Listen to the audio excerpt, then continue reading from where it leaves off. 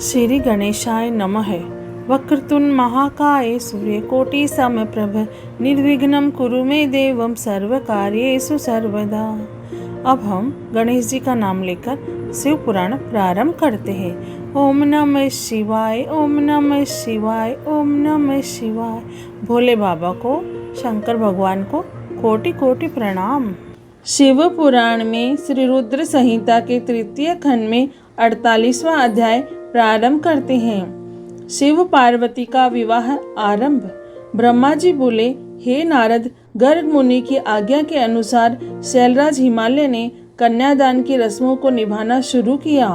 शैलराज प्रिया मैना जी सुंदर वस्त्र आभूषणों से सुसज्जित होकर हाथों में सोने का कलश लेकर अपने पति हिमालय के दाहिने भाग में बैठी हुई थी। शैलराज हिमालय ने भगवान शिव का पाद्य से पूजन करने के पश्चात सुंदर वस्त्रों, आभूषणों एवं चंदन से उन्हें अलंकृत किया तथा ब्राह्मणों से बोले कि हे ब्राह्मणों, अब आप कन्यादान हेतु संकल्प कराइए। तब श्रेष्ठ मुनिगण सहर्ष संकल्प पढ़ने लगे। तब गिरिश्रेष्ठ हिमालय ने आदर पूर्वक वर रूप में विराजमान भगवान शिव से पूछा, हे शिव शंकर, विधि विधान से पार्वती का पाणी ग्रहण करने हेतु आप अपने कुल का परिचय दें। आप अपना गोत्र, प्रवर, कुल, नाम, वेद, शाखा सब कुछ ब्राह्मणों को बता दे। गिरिराज का यह प्रश्न सुनकर भगवान शंकर गंभीर होकर कुछ सोचने लगे। सब देवताओं, ऋषि मुनियों ने जब भगवान शिव को इस प्रकार चुप देखा तो वे इस संबंध में कुछ भी उत्तर नहीं दे रहे थे और शांत थे।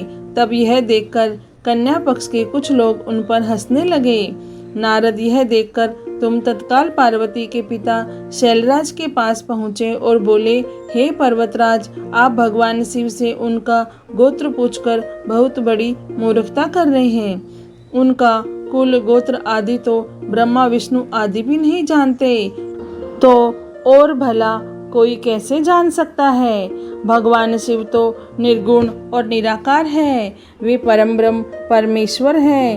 वे निर्विकार, मायाधारी एवं परात्पर है। वे तो स्वतंत्र परमेश्वर है, जिनका कुल, गोत्र आदि से कुछ भी लेना देना नहीं है। ये सब तो मनुष्यों के द्वारा निर्मित आडंबर मात्र है। शिव जी तो अपनी इच्छा के अनुसार रूप और अवतार धारण करने वाले हैं। यह तो पार्वती के द्वारा किए गए उग्र तप का प्रभाव है, जिसके कारण आप शिव जी के साक्षात रूप के दर्शन कर पा रहे हैं। शैलराज भगवान शिव गोत्रहीन होकर भी श्रेष्ठ गोत्र वाले हैं और कुलहीन होने पर भी कुलीन है। इनकी विविध लीलाएं इस चराचर संसार को मोहित करने वाली है। हे गिरिश्रेष्ठ हिमालय, नाना प्रकार की लीला करने वाले इन भगवान शिव का गोत्र और कुल नाद है। शिव नादमय है और नाद शिवमय है। नाद और शिव में कहीं कोई अंतर नहीं है। जब भगवान शिव ने सृष्टि की रचना का विचार किया था, तब सबसे पहले शिव जी ने नाद को ही प्रकट किया था। इस प्रकार अब आप व्यर्थ की बातों को त्याग कर अपनी पुत्री पार्वती का विवाह यथाशीघ्र शिव जी के साथ संपन्न करा दो। नारद, तुम्हारी बात सुनकर शैलराज हिमालय के मन में उत्पन्न हुई शंका समाप्त हो गई। तब हम सभी देवताओं ने तुम्हें धन्यवाद दिया कि तुमने इस विषम परिस्थिति को चतुराई से संभाल लिया। यह सब जानकर वहाँ उपस्थित सभी विद्वान प्रसन्नतापूर्वक बोले कि हमारे अहोभाग्य है जो आज हमने इस जगत को प्रकट करने वाले आत्मबोध स्वरूप स्वतंत्र परमेश्वर, नित्य नई लीलाएं रचने वाले त्रिलोकीनाथ भगवान शिव के दर्शन कर लिए हैं। आपके दर्शनों से समस्त पापों से मुक्ति मिल जाती है। इस प्रकार सब मिलकर भगवान शिव की जय जयकार करने लगे। तब वहाँ उपस्थित मेरु आदि अनेक पर्वतों ने शैलराज हिमालय से कहा कि हे पर्वतराज, अब आप व्यर्थ का विलंब क्यों कर रहे हैं? जल्दी से अपनी कन्या पार्वती का ध्यान क्यों नहीं करते? तब हिमालय मैना ने प्रसन्नतापूर्वक अपनी पुत्री पार्वती का कन्यादान कर दिया। कन्यादान करते समय पर्वतराज बोले, हे परमेश्वर करुणा निधान भगवान शिव, मैं अपनी कन्या पार्वती आज आपको देता हूँ। आप इसे अपनी पत्नी बनाकर मुझे और मेरे कुल को कृतार्थ करें। इस प्रकार शैलराज हिमालय ने अपनी पुत्री पार्वती का हाथ व जल भगवान शिव के हाथों में दे दिया। तब सदाशिव ने वेद मंत्रों के वचनों के अनुसार मंत्रों को बोलते हुए देवी पार्वती का हाथ लेकर पृथ्वी का स्पर्श करते हुए लौकिक रीति से उनका पाणी ग्रहण स्वीकार किया। इस प्रकार गिरिराज के कन्यादान करते ही चारों ओर शिव पार्वती की जय जयकार की ध्वनि गूंजने लगी। गंधर्व प्रसन्नतापूर्वक उत्तम गीत गाने लगे और सुंदर अप्सराएं मगन होकर नाचने लगी। सभी इस मंगलमय विवाह के संपन्न होने पर मन में बहुत प्रसन्न थे।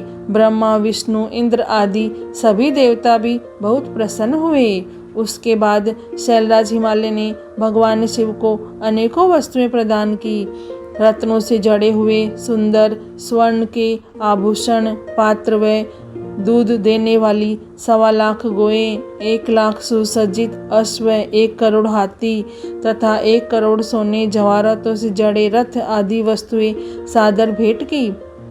उन्होंने अपनी पुत्री पार्वती की सेवा में लगे रहने के लिए 1 लाख दासियां भी दी। तत्पश्चात विवाह में पधारे अनेक पर्वतों ने भी अपनी इच्छा और सामर्थ्य के अनुसार उत्तम वस्तुएं शिव पार्वती को उपहार स्वरूप भेंट की। इस विवाह से सभी प्रसन्न थे। सारी दिशाएं शहनाइयों की मधुर ध्वनि से गुंजायमान थी। आकाश से भगवान शिव और उनकी प्रिया पार्वती पर पुष्प वर्षा हो रही थी। कल्याणमयी और भक्त वत्सल भगवान शिव को अपनी प्रिय पुत्री पार्वती को समर्पित करने के बाद शैलराज हिमालय और उनकी प्रिय पत्नी मैना हर्ष से प्रफुल्लित हो रहे थे। शैलराज हिमालय ने यजुर्वेद की माध्यान्हिनी में लिखे हुए स्रोतों द्वारा शुद्ध हृदय और भक्ति भाव से भगवान शिव की अनेका बार स्तुति की। तत्पश्चात वहां उपस्थित श्रेष्ठ मुनिजनों ने उत्साहपूर्वक भगवान शिव और देवी पार्वती के सिर का अभिषेक किया। उस समय हिमालय नगरी में महान उत्सव हो रहा था। सभी नर नारी प्रसन्नता से नाच रहे थे। शिव पुराण में श्री रुद्र संहिता के 3 खंड में 48वां अध्याय पूर्ण हुआ। ओम नमः शिवाय, ओम नमः शिवाय, ओम नमः शिवाय। हे भोलेनाथ, हे शिव शंभु, हे माता पार्वती, आपको कोटि कोटि प्रणाम और कोटि कोटि धन्यवाद। जय भोलेनाथ।